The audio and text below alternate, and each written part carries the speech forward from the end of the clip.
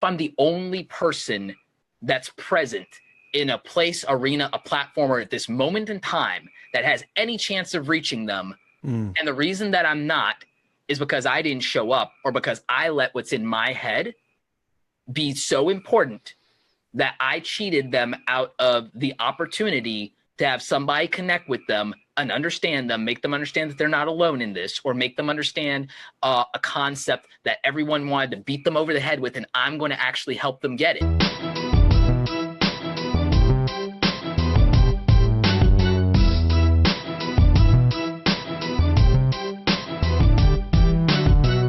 So excited, you guys, to introduce to you our guest this evening. I talked to him on the phone earlier today, and I've been watching his stuff. I'm really giddy as a kid because I'm a really big fan of his, super impressed with his laser wit and intelligence. Ladies and gentlemen, he is an entrepreneur. He is an author. He is a keynote speaker. Without further ado, he's sitting there going, when is he going to introduce me? Ladies and gentlemen, may I please introduce to you Mr. Roberto Blake. Roberto, how are you, sir? I'm doing awesome. How are you doing tonight, man? I am doing fantastic, man. I am just doing great. So nice to have you with us. I'm going to go ahead and share this out really quickly. I know they do this on every show, and you're probably tired of doing it, but those for the Nez Nation audience, those are the people who maybe the minority, the very few who don't know as much about you as they probably should. Go ahead and let our Nez Nation audience know a little bit just about you and your background while I share this out, and then we're going to get right into it. So I'm a creative entrepreneur. I came from the world of graphic design and advertising, online marketing. And so I went from there to realizing that, wow, I'm doing a thing I love under circumstances I hate. So entrepreneurship for me, become unemployable. And so that was the answer.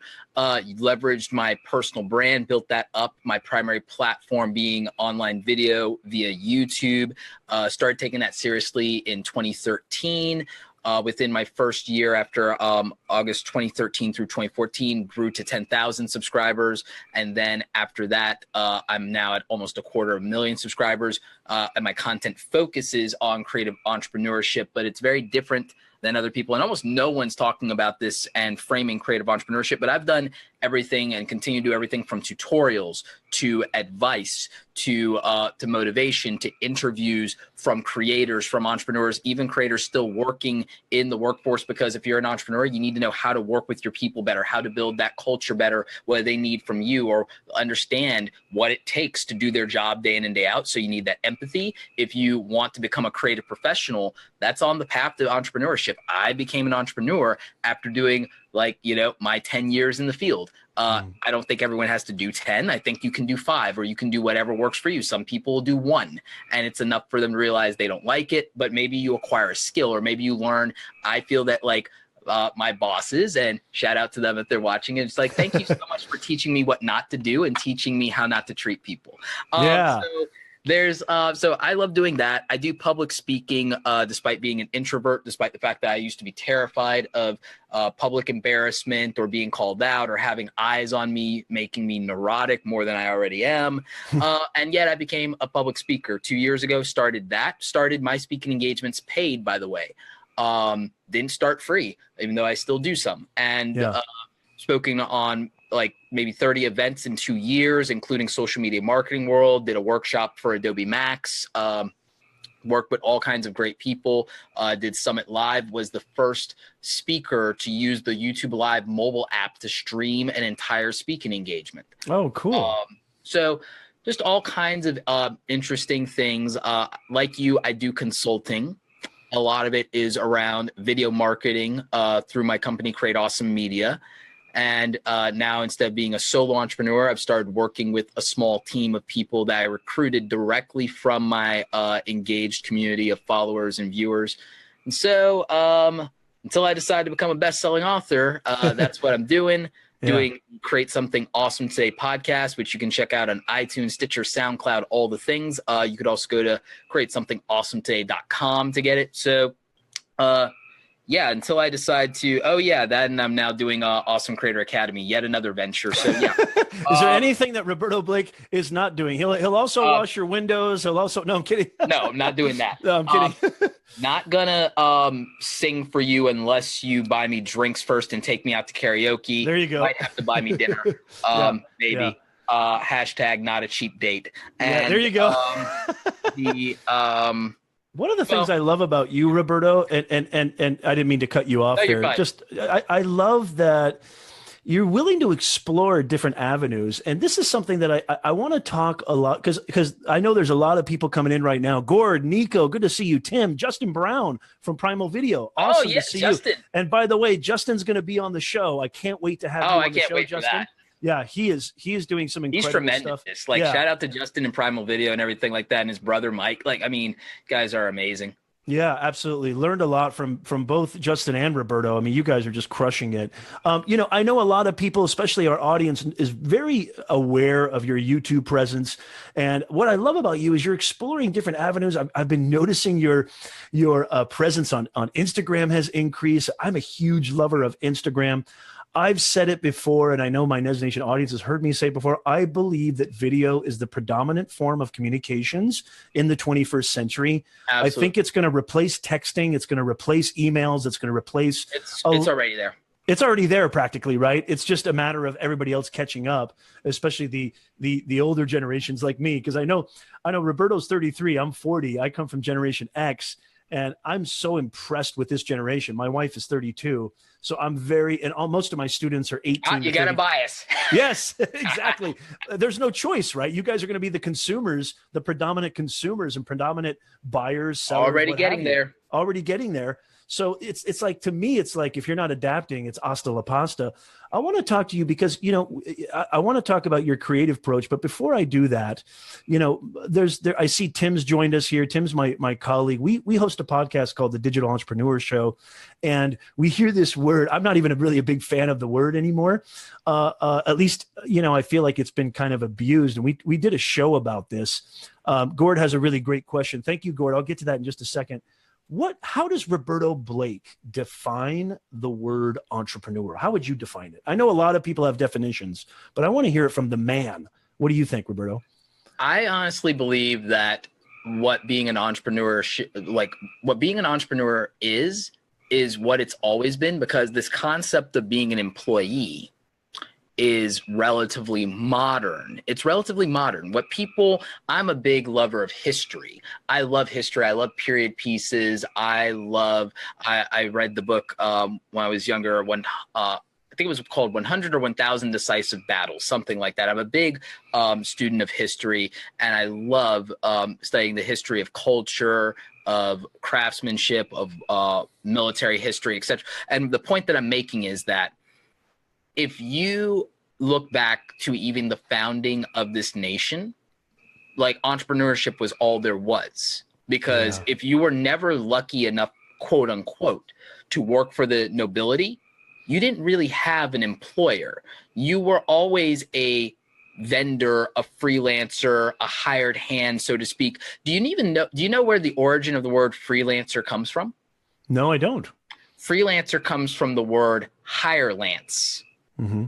Which meant hired mercenary, because it meant that you weren't a formal member of the army, nor were you Makes sense. Or did you have specific fealty to a house. You were a lance for hire. You were a hire lance. So freelancer is a derivative of that, because you're a free agent. You have freedom to serve whoever can afford to pay you. So the term freelancer came from hire lance, hired mercenaries. So I love it.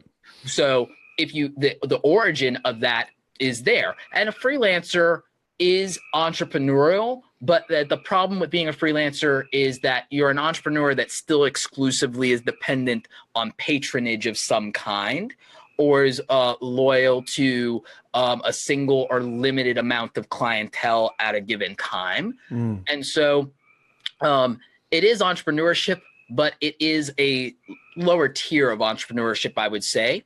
You can scale it and be very successful, but again, it's still very feast or famine. I believe that entrepreneurship is about independence. I believe it's controlling your income, your resources, the method of work, and the type of work you're willing to do and who you're willing to work for. You understand that not all freelancing scenarios meet those specific criteria. And so this is also a technical definition because it's closer to what the IRS considers you not being an employee. If you don't decide the hours of work, the location of work, the operation method, and you're not in charge of the resources, then the IRS considers you an employee.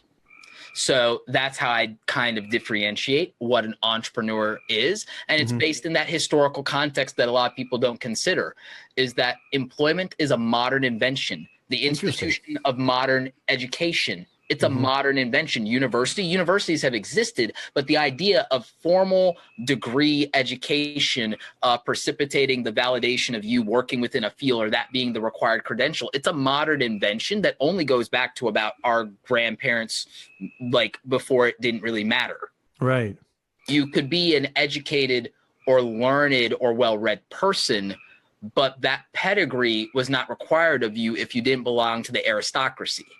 It was not an expectation. Today is an expectation, and it's an unreasonable one because it can't be justified and quantified, especially at the price point that it has in the market today. So I don't believe in that. And I don't believe you have to make six figures to justify being an entrepreneur. I believe that it's just about your primary income or your primary focus being on being independent and financially do that. And you can be, I think there are degrees to entrepreneurship. Yeah. And not paper degrees, but there are levels. And I don't want to define those levels because I don't want people to get caught up in the minutia, and I don't want people to form their own caste system or elitism around it. But understand that not like in the same way that individuals are unique, I think that entrepreneurship is a unique individual experience. I believe there are common struggles, but I don't think that the common struggles of entrepreneurship are uncommon to some people who work in traditional employment. Yeah.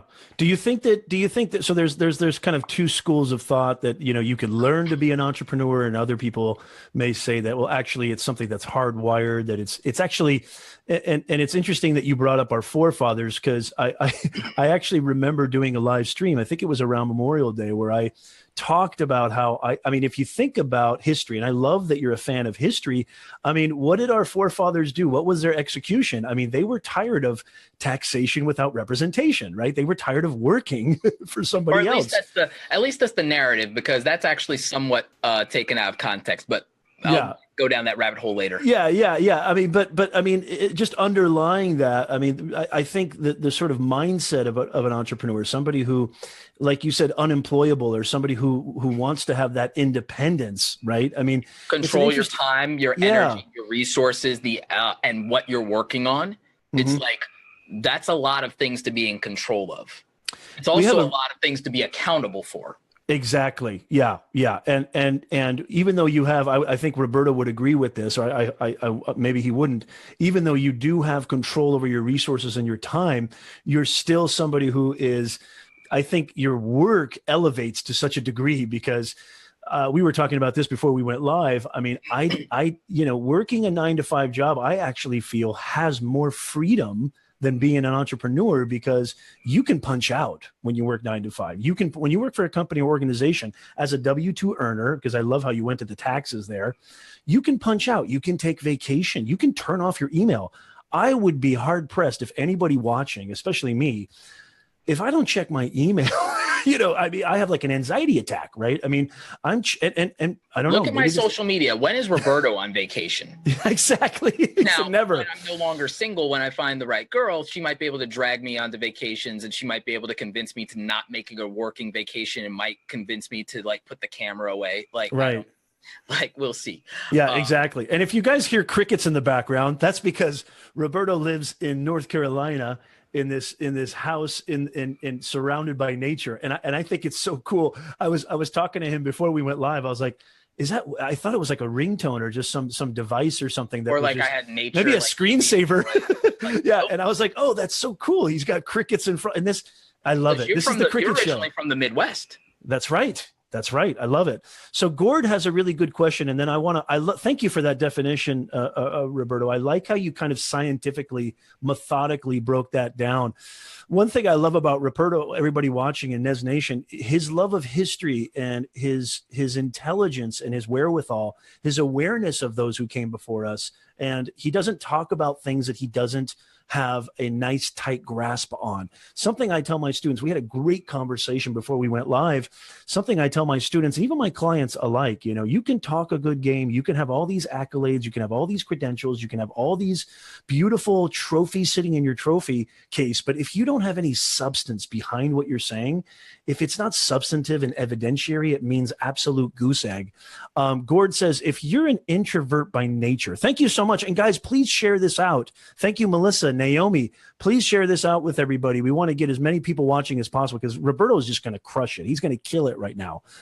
Gord says, if you are an introvert by nature, Gord Eisman asks, he's a video creator. He's got a great YouTube channel on Camtasia, editing, video creation. If you're an introvert by nature, did you have to let go of some habits to become a public speaker and be on camera so much? How did you build the confidence muscle? Great question, Gord. What do you think, Roberto? It's a tremendous question.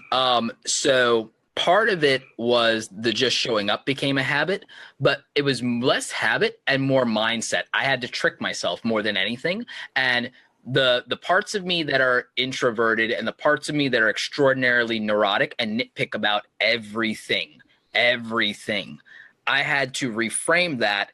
And so what I do is I hack my own mind. And part of me, in my case, hacking my own mind is whatever it is that's bothering me, I need an overpowering emotion to offset that. And what mine became to counter part of my introversion was guilt, not confidence. Meaning that if my hangups and my neuroses are cheating people out of value because I have good information and can inform them, and they might have misinformation, and maybe I'm the only person that will explain it in a way that they will get. Yeah. And maybe I'm the only one that represents whatever resonates with them. Maybe I'm the only person that's nerdy enough like them or artsy enough like them, or even like culturally they identify with the fact that I'm like Panamanian, I'm a Black Latino. Maybe that means something to them, or it's like, or whatever. Right. Whatever it is. They can identify with you. I think it's identity. Allow me to reach someone. What if I'm the only person that's present in a place, arena, a platform, or at this moment in time that has any chance of reaching them? And the reason that I'm not is because I didn't show up, or because I let what's in my head be so important that I cheated them out of the opportunity to have somebody connect with them and understand them, make them understand that they're not alone in this, or make them understand a concept that everyone wanted to beat them over the head with, and I'm going to actually help them get it. What if I was the one person who gave a crap? What if I was the one person that gave a crap and I didn't show up? And that guilt, because I'm neurotic, that guilt is a great motivator for me. And it made me then form the habit to where I didn't require guilt tripping myself, and where I became excited. And then the more I did it and the more of my personality came back, I was able to start to get some of the benefit feedback loop that extrovert would get. It didn't mean as much to me, because the thing is, introversion and extroversion are a matter of degrees, and they're a matter of scale. It's why I hate the Myers-Briggs test, because I can't stand that. I'm so glad you said that. I hate it because people aren't using it for self-awareness. People aren't using it for self-awareness, and they're not using it diagnostically over and over again. They're using it, and they're even not being honest with themselves, and they're just trying to confirm their own internal bias and slap a label on themselves so that they can justify their behavior to themselves, instead of using it as a map for self-awareness to understand who they are at this very moment, and understand that that might not be the same a week from now, a month from now, a year from now. Every time that I let enough time pass, or I have something else going on in my life, and I take that Myers-Briggs test, I get a different answer. I get a different answer anytime I let enough time go by in between taking that test. And that's why I hate it, is because I understand what it's based in. The principles it's based in are great, but in terms of application, it doesn't matter, because if you're such a rigid and crystallized person, or you're at a point in your life where you're not that adaptable, you have a bigger problem than what this test is saying about you. If you're if you're not fluid as a human being, like I hate all this, like right now we live in an era where everyone is trying to operate in binary, and physical reality is the only thing that is somewhat binary. Like math and code and language and those things, and the like, which is the language of creation, I understand that being binary. Yeah. Everything else is fluid, and everything else is fluid to different various degrees. Transient. It's changing. It's in flux. It's in flux. It's ever evolving. It's like Yoda would say, always in motion, the future is. Exactly. But that's life. Life is chaos. Life is chaos. So if you're trying to build things on the idea that it's going to be the same a year from now, I hate to tell you, you're screwed. Yeah. Like, yeah. No, I love that you got into the sort of, because there's so many innumerable factors and variables when it comes to who you are at your core of core and what you've been exposed to. It's not just environment. Which used to bother the hell out of me because, again, the neuroses of wanting to map all and I just let it go. Let it go. And what I did was I allowed my intuition. I decided to accept that my intuition is a way for my brain to give me a shorthand for all the data I don't have the time or energy or aptitude to quantify specifically. So I will now trust this nebulous thing we call intuition, because I'll understand that it is an estimate and it is a best guess and projection based on data that I don't have the time to crunch. Yeah. And that my brain is trying to do. It's like, okay, your brain and subconscious did a bunch of petting computing, and it did a ranged estimate on ever-shifting variables that says this, but the window of this being valid is maybe a limited time, might be 5 minutes, might be 5 days. So that's why I had to get out of the neuroses and execute, and I trust my intuition, because it's like, hey, right now, intuition is saying, Roberto, like, you need to go be in front of this girl and you need to talk to her, and intuition and all the variables. So like, oh, and guess what? She's going and moving overseas in 2 weeks. So if you don't do this now, but you don't know that she's moving 2 weeks, but your brain knows it knows all the other variables. It knows that like this window is closing, and it's saying, you know what? Be there, be present, show up. And, and when I don't listen to that, well, I lose. Yeah, that's the thing. And I want to talk to you about this because Melissa has a great question too, asking about solopreneur. And I want to get to that, Melissa. But, Aristotle once said that an education of the mind without an education of the heart is no education at all. You mentioned neurotic, and I can totally relate to that because, and I don't know if Roberto's completely aware of my YouTube channel. My YouTube channel really talks about mindset and talks about self-investigation. And, me who went through debilitating depression and anxiety as a young man, pretty much from 19 to 29, it was a living hell. Sounds familiar. And then walking out of that hell, sharing and inspiring. And I think Roberto, I could see Roberto in a classroom, but he would never do it. I don't think. Maybe I'll have Roberto come to one of my classes and talk to my students. Like, I think it's this, Roberto's an educator at heart, and I'm an educator at heart. He's educating when he goes to a conference, when he executes his videos on YouTube, he's educating, and it's a beautiful thing. And that neurosis. That's why I had to build my own platform, was because I can't deal with the formality and the rigidness of education that's entirely only predicated on leading with the head. Exactly. So I had to get away from the system. I had to eliminate the gatekeepers. I had to eliminate the middlemen, and I had to go and build a platform of my own. And thankfully, we have social media to scale that.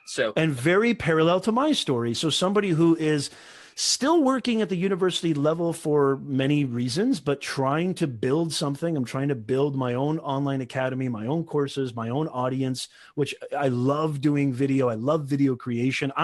If I never monetize this to the scale that I want, honestly, like, I don't know if anybody would believe me. I just love doing this. That's what I talk about in my Awesome Creator Academy, my group mentoring program. Yeah. Like, the reason that it's specifically that. It's the idea of there's so many people doing great things, but monetizing and scaling and marketing is hard. Yes. Right? Yes. I could do free and will do free Facebook groups where people can sit there and talk about growth hacking this platform and growth hacking that platform and everything like that. But I had to do the reason I had to do a paid membership group was because only people who have skin in the game are serious when it comes to the actual work that scaling takes. Because I went and I was part of free groups all the time in Facebook for years. And then the few times that I went to paid groups, I noticed something was different. I noticed the community of people were different. I noticed that my own focus and attention was different because I was like, well, why is that? It's like, because Roberto, you read every book you bought on your shelf and all the free ones in Amazon are sitting in your thing unread. That's why. And I was like, aha, that is the anxiety and pain point of hacking my anxiety, my self-awareness of I spent money, I won't waste it. The fiscal responsible, fiscally conservative, skinflint, Scrooge McDuck part of my brain grew up DuckTales. Woohoo! Oh my God! Yes, like, yeah, one of my favorite cartoons. Yeah, life is like a hurricane. Nope, you guys got to buy me a drink. We have to buy her a drink. Everybody, somebody buy Roberto a drink. I want Roberto to karaoke the DuckTale theme. I'll do the woo woo. No, the club that I used to go to in Midtown Manhattan, Turtle Bay, probably still the best hookup bar in Manhattan. If you guys are in the New York area, you should definitely check it out. Hashtag not sponsored. But full disclosure. Full disclosure. Yeah, not sponsored. It sounds like a plug. It is. It's just it's not. But no, Turtle Bay. I remember almost every night. By the end of the night, they would close out with either DuckTales or way. Inspector Gadget. I am not kidding. Oh, that's awesome. That's awesome. how you DJ. That's how you DJ.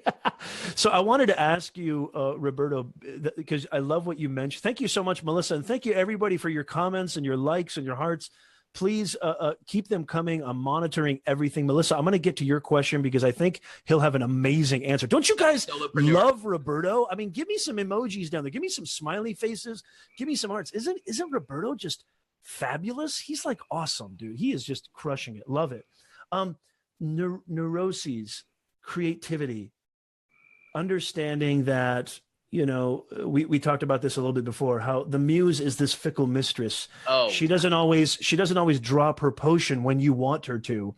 How do you reconcile your creative bent to, because somebody, now I'm not even near that level yet of having that large of an audience. I can't even imagine what that's like. But if you could tell our NEZNATION audience, because I think this speaks to the creative spirit and the creative sort of context. How do you reconcile keeping your audience, you know, satisfied and happy, which I think is important, but also keeping your inner game, your inner sort of universe satisfied, which in some instances, with all intents and purposes, is perhaps even more important. How do you do that, Roberto? 99% of creators, if not 99.9% of creators, and I'm not just throwing that number out there arbitrarily, I'll tell you how that math works out. They don't, or they can't, or they won't. And it's mostly driven by something emotionally. The overwhelming driving emotion. Let me ask you, Peter, like, what do you think is the overwhelming driving emotion behind most online content creators? Or actually, let me rephrase that. Yeah. All right, the top 0.1% of YouTube, what emotion do you think drives the top 1.1% of YouTube? And by that, I mean like the people with like 500,000 or more subscribers. What do you think, what emotion do you think drives that tier of YouTubers? I think the emotion of, you know, craving, you know, that sort of, that attention, right? I mean, I think the emotion of, also the fear, right? Maybe fear of losing that audience. Fear is the underlying emotion driving the 0.1% of YouTube, the top tier. And the reason I say 0.1% is this. I say this, and this is not a brag. It will probably be considered a brag. I am in the top 20,000 YouTube channels, and that might seem like top 20,000. What's that to brag about? According to Social Blade, there are over 15 million YouTube creator accounts that they are tracking. According to the data I pulled from Social Blade, there are at least 6 million YouTubers that I consider to be active creators, meaning they have 100 subscribers or more. Mm-hmm. The threshold of people who have 1 million subscribers that most people will classify as a big YouTuber, that